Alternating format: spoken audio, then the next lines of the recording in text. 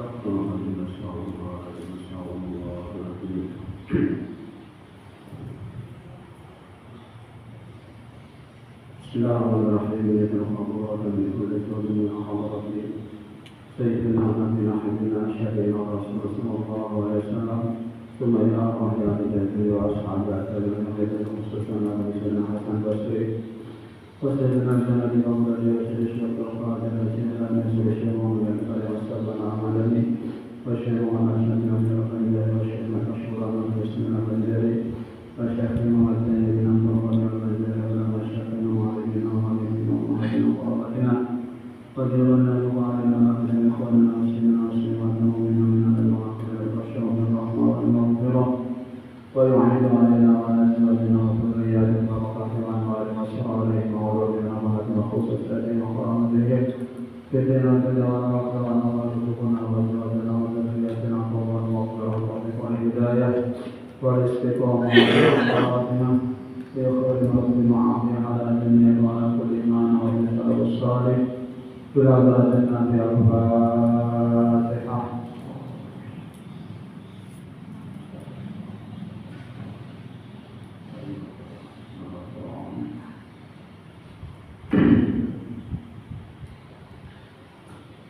Assalamualaikum warahmatullahi wabarakatuh.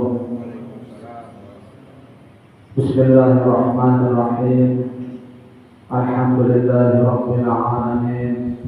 والعاقبة للمتقين ولا عدوان إلا على الظالمين أشهد أن لا إله إلا الله وحده لا شريك له وأشهد أن محمدا عبده ورسوله لا نبي بعده اللهم صل وسلم وبارك على سيدنا محمد وعلى آله وأصحابه أجمعين Subhanaka la ilma lana illa ma 'allamtana innaka antal 'alimul hakim wa tub 'alaina innaka antat tawwabur rahim wa la hawla wa la quwwata illa billahil 'aliyyil 'azim Rabbi shrah li sadri wa yassir li amri wahlul 'uqdatam min lisani yafqahu qawli amma ba'du.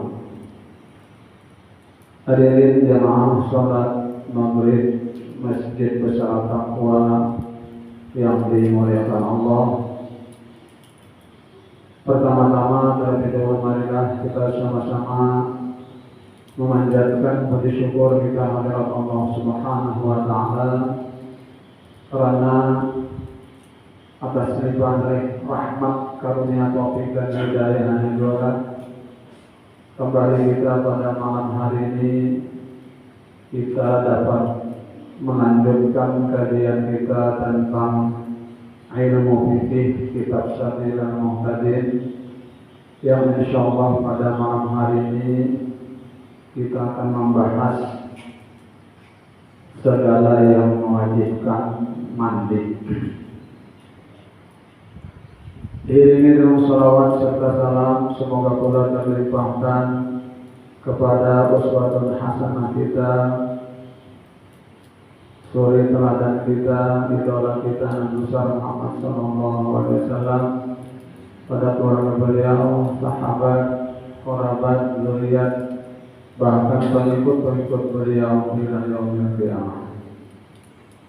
Dan marilah kita sama-sama pula berniat atau memperbaharui niat i'tikaf dengan niat nawaitu an a'takifa fi hadzal masjid sunnatan lillahi ta'ala. Sengaja saya beriktikaf di dalam masjid ini sunnat atasku karena Allah Ta'ala. Hadirin jamaah salat maghrib Masjid Besar Taqwa yang dimuliakan Allah. Baik, kita akan lanjutkan kita ulang sedikit. Pasal yang pertama, segala yang mewajibkan mandi.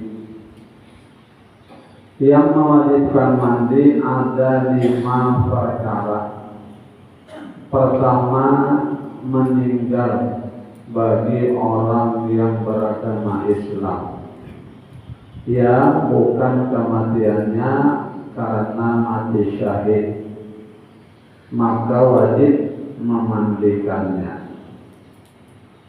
Sedang jenazah orang yang kafir tidak wajib memandikan, dan jenazah orang yang beragama Islam yang mati syahid haram memandikannya, seperti yang akan diterangkan dalam bab jenazah. Anak yang dilahirkan karena keguguran, jika usianya sudah mencapai usia 4 bulan dalam kandungan ibunya, dan pada saat dilahirkan tidak kelihatan tanda kehidupannya, pada saat dilahirkan tidak kelihatan tanda kehidupannya, artinya matinya sudah di dalam perut, maka wajib memandikannya karena terbukti bayi itu mati, ya kan, seperti yang diterangkan orang tentang mati ialah adamul hayat min sya'nil hayat, artinya mati ialah tidak hidup bagi yang keadaannya dahulu hidup.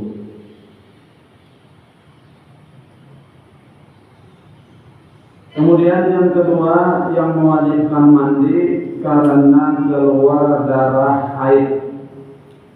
Darah haid, udah bahasa ini menstruasi, ya kan? Nah, apabila keluar darah itu bagi perempuan, maka setelah kering nanti wajibnya mandi. Ini penyakit bulanan bagi perempuan, ya. Setiap bulan itu pasti ada datang penyakit ini, ya. Bagi yang perempuan yang masih produktif,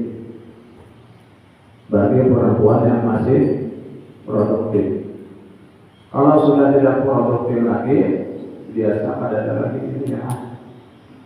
Kalau ada produktif ada lagi, itu sudah pride, ya, ada men lagi.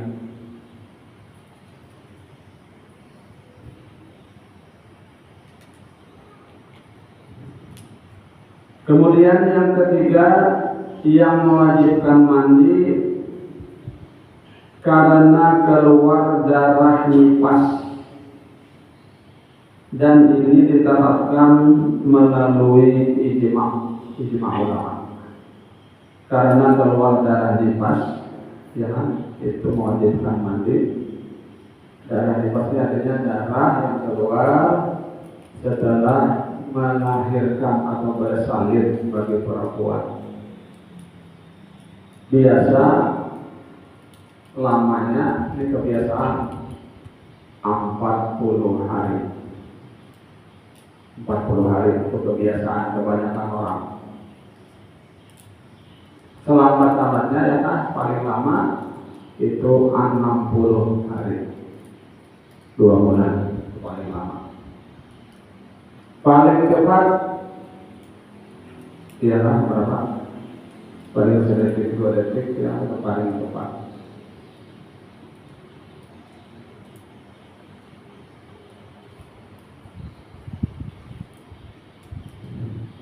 Tidak diwajibkan bagi yang haid dan nifas mandi kecuali setelah berhenti darah haid dan nifasnya dan ingin mendirikan sholat karena waktu sholat telah tiba. Jadi setelah kering, ya, darah nifas dan haid tadi, dan ingin melaksanakan sholat, disitulah wajib mandi, ialah mandi besar.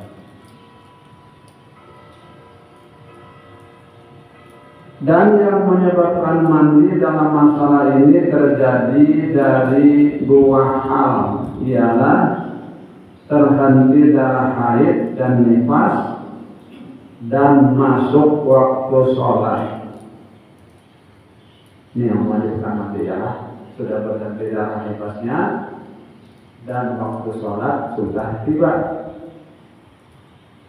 Nah, maka wajiblahnya untuk mandi.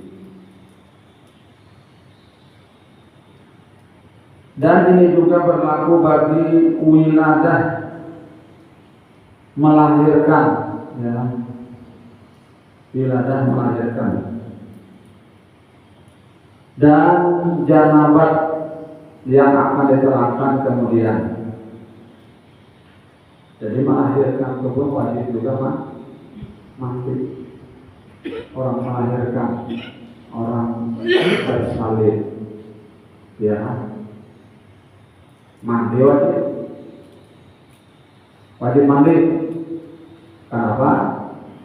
Sedangkan yang keluar sperma yang wajib mandi, ya, bayinya aja tuh, ya, apa ya, bayi kok sudah keluar, makin bayi kok keluar, maka wajib mandi. Kita kalau keluar air sperma itu, air mandi itu wajib mandi. Bayinya aja tuh, ya, wajib mandi. Apakah lagi yang keluar itu baikum, ya, bekas kumpulan dari mana? Sperma dari bayi. Nah.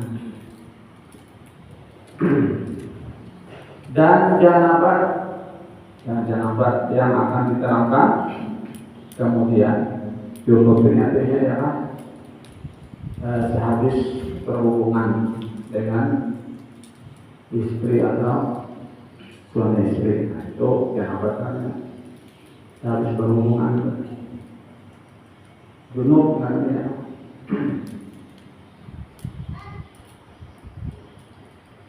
Yang keempat yang mewajibkan mandi tadi wiladah, wajib mandi karena melahirkan, sekalipun anak yang keluar tadi tidak basah.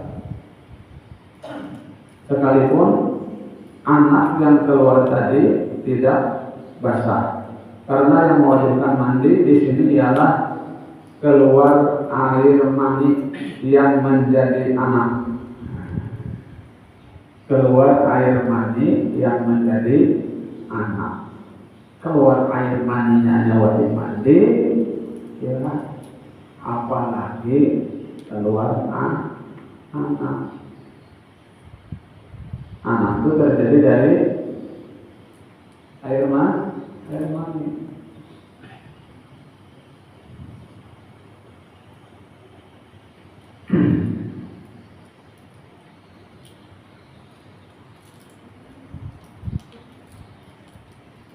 Maka dengan keluar anak lebih utama dari keluar air mani yang beku, ya.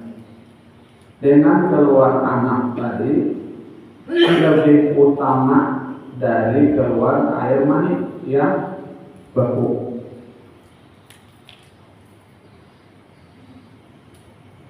Dan yang disampaikan dengan anak, yang disamakan dengan anak bayi ialah gumpalan darah. Kalau misalnya orang itu kan keguguran itu kan misalnya hanya berapa hari gitu, keluar darah. Nah, itu wajib mandi juga. Gumpalan darah itu berasal dari air mani, ya. Karena setelah kita berhubungan itu, ya, setelah tercampur antara air mani dengan akhir dan beginian, itu 40 hari menjadi darah. 40 hari berikutnya menjadi daging. Nah, jadi prosesnya yang 40 hari berikutnya menjadi apa? Nah, itu proses. Lalu apa keluar ya kan? Hanya gumpalan daging.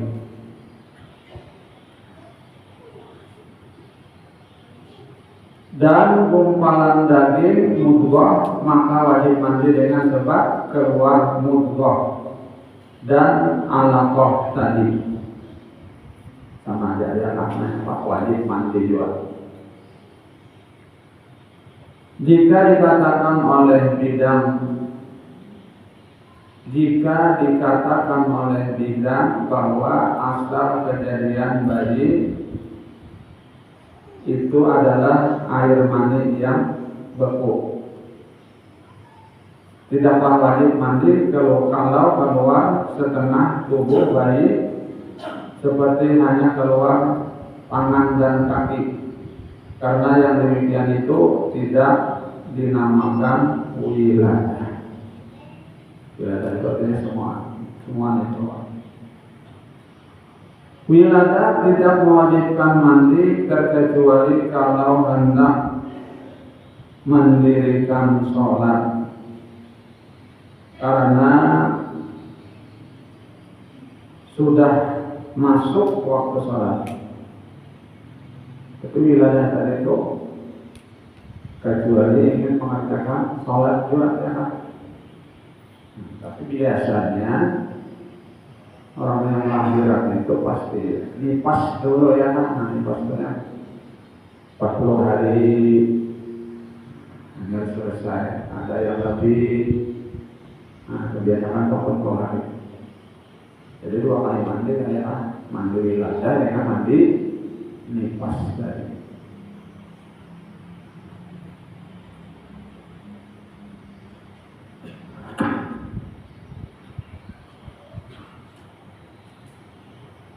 Apabila seorang perempuan melahirkan dan waktu sholat telah tiba, sedang darah nifas tidak keluar, ya, maka wajib atasnya mandi wiladah karena ingin mengerjakan sholat telah tiba. Sedang darah nifas tidak keluar, maka wajib atasnya mandi wiladah karena ingin mengerjakan sholat. Berbeda jika tidak masuk waktu, jika tidak masuk sholat, jika tidak masuk waktu sholat dan atau keluar darah nifas mengiringi wiladah tadi, tidak wajib atasnya mandi. Jadi misalnya orang lahiran ya Pak, tidak ada keluar darah nifas itu, tidak keluar misalnya darah, makanya hanya wajib mandi wiladah. Jangan wajib mandi wiladah apabila hendak melaksanakan atau mendirikan sholat, karena sholat sudah sampai waktu masuknya. Nah, kalau misalnya setelah melahirkan itu nifas pulang ya kan, artinya sudah keluar darah, nah maka mandinya itu kata wajib segera ya kan, mandi setelah selesai wiladah nifas tadi ya kan, setelah selesai nifas tadi dan ingin mengerjakan sholat. Kemudian yang kelima, yang mewajibkan mandi janabah ditetapkan melalui ijma karena firman Allah yang berbunyi wa in kuntum junuban fatahharu, wa in kuntum junuban fatahharu. Al-Maidah ayat 6 artinya, dan jika kamu junub maka bersucilah. Yang dimaksudkan dengan janabah menurut pengertian bahasa ialah jauh, jangan arti janabah berjauh, dan menurut syara ialah amrun ma'nawiyun yaqumu bil badani yamna'u sihhatas sholati haitsu la murakhisa. Artinya janabat ialah sesuatu yang maknawi yang ada pada seluruh tubuh yang mencegah sah sholat sekira tidak ada yang meringankannya.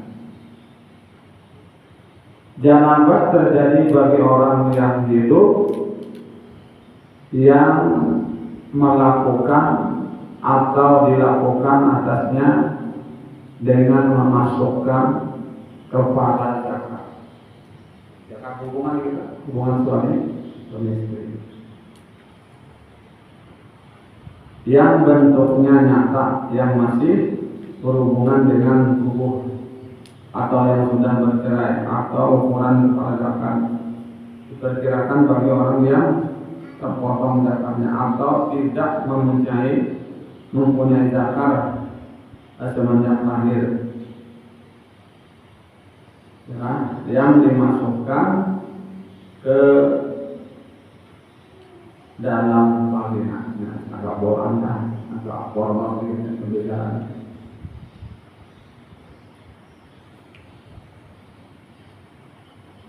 Yang bentuknya seperti kubur atau dubur atau vagina mayat atau vagina binatang, sekalipun vagina yang tidak membangkitkan syahwat seperti vagina ikan, dan sekalipun tidak keluar air mani, sekalipun tidak dengan kehendak sendiri dan berlapik yang tebal.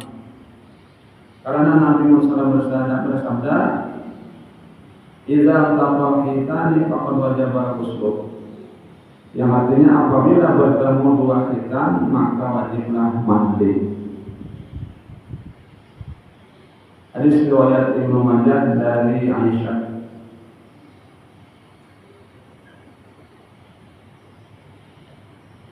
Yang dimaksud dengan bertemu dua hitan ialah kedua-duanya betul-betul bertemu, bukan hanya sekedar tersentuh.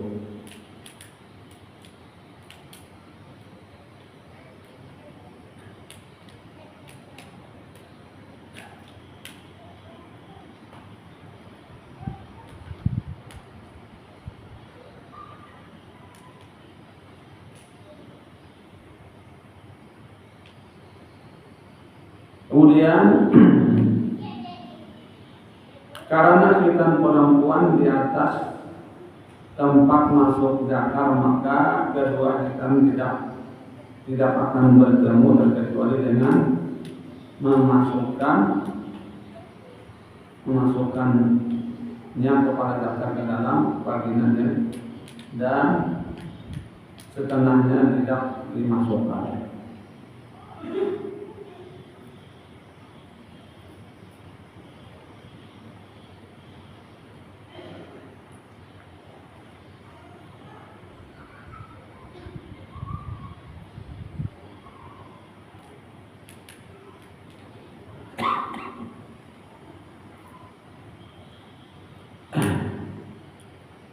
Kemudian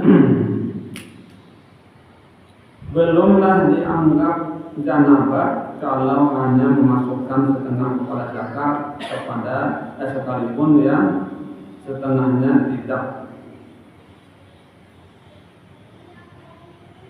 Setengahnya tadi adalah termasuk vagina yang terbanyak dari zakar seluruhnya, seperti zakarnya dibelah dua lalu dimasukkannya seluruh yang terbelah tadi.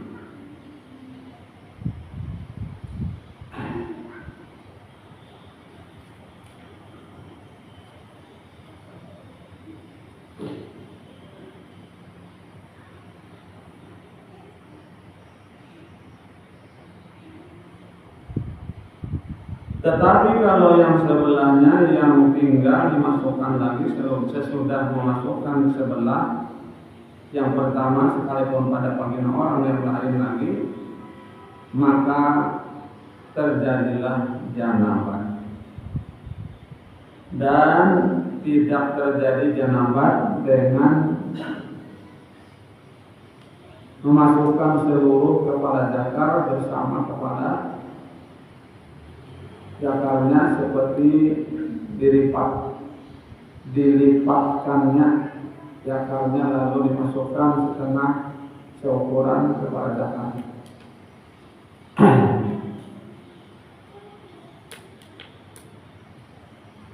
Kita sampai di sini aja yang dapat sampaikan. Masalahnya ini agak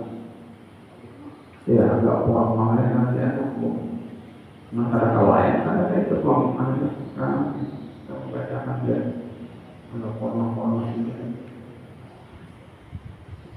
Mudah-mudahan ada manfaatnya. Mudah-mudahan kita bersama Allah kita guru-guru belajar.